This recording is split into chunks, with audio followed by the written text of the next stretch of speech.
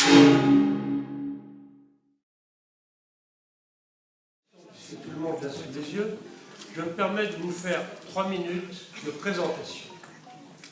Monsieur le Président, chers collègues, en ce jour de deuil pour l'Allemagne, nous ne pouvons nous empêcher de penser à Nice. Les circonstances sont voisines et nous retrouvons sur le marché de Noël berlinois les mêmes scènes abjectes que celles qui avaient rougi de sang la promenade des Anglais. Cet énième attentat est néanmoins chargé d'une autre dimension. Après s'être attaqué à un symbole républicain en juillet, l'islamisme s'en prend aujourd'hui à Noël, un événement culturel autant que religieux, qui rappelle que le christianisme a innervé l'Europe des siècles durant, a innervé, j'ai bien dit innervé, a forgé son identité et ses traditions, et a souvent aussi soudé ses peuples dans des causes communes. Noël, c'est tout cela à la fois.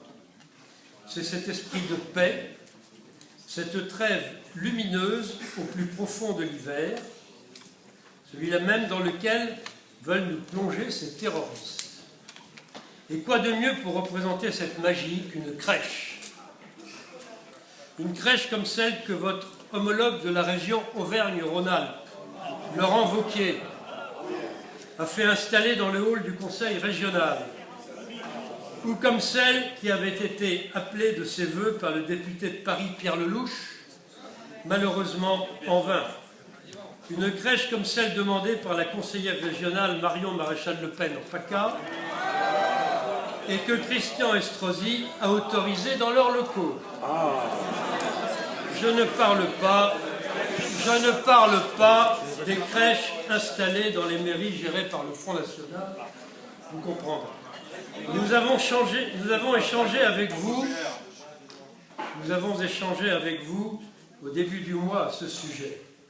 Nous déposons maintenant cette motion pour formuler le même souhait que nos collègues républicains. Parce qu'à Noël, il n'y a plus d'adversaires politiques, mais simplement des représentants élus de diverses sensibilités, regroupés derrière une culture commune et unis dans la défense de nos traditions face à la barbarie islamiste.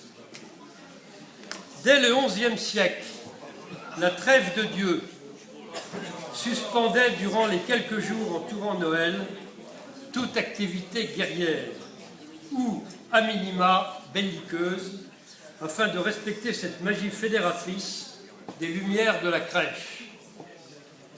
Plus récemment, un exemple admirable nous est venu du front, pas national, rassurez-vous. En 1914, au milieu des tranchées boueuses, où nos soldats se livraient à une guerre sans merci, de brefs cessez-le-feu non officiels furent instaurés pour le soir du réveillon de Noël. Pendant quelques heures, les soldats allemands, britanniques et français ne se regardèrent plus comme des ennemis, mais comme des frères, transcendés par cette nuit de Noël à l'émotion si particulière. Vous avez sans doute vu tous le film Joyeux Noël qui raconte cette touchante histoire. Pourquoi ne pas imiter à notre niveau ces initiatives venues de l'histoire? Vous évoquez le principe de laïcité pour motiver votre refus d'installer une crèche, Monsieur le Président. Pourtant, la crèche ne contrevient en rien à ce principe, comme l'a rappelé le Conseil d'État dans son arrêt du 9 novembre dernier. C'est avant tout une représentation culturelle de la pauvreté, de l'accueil, je dirais même de la vie.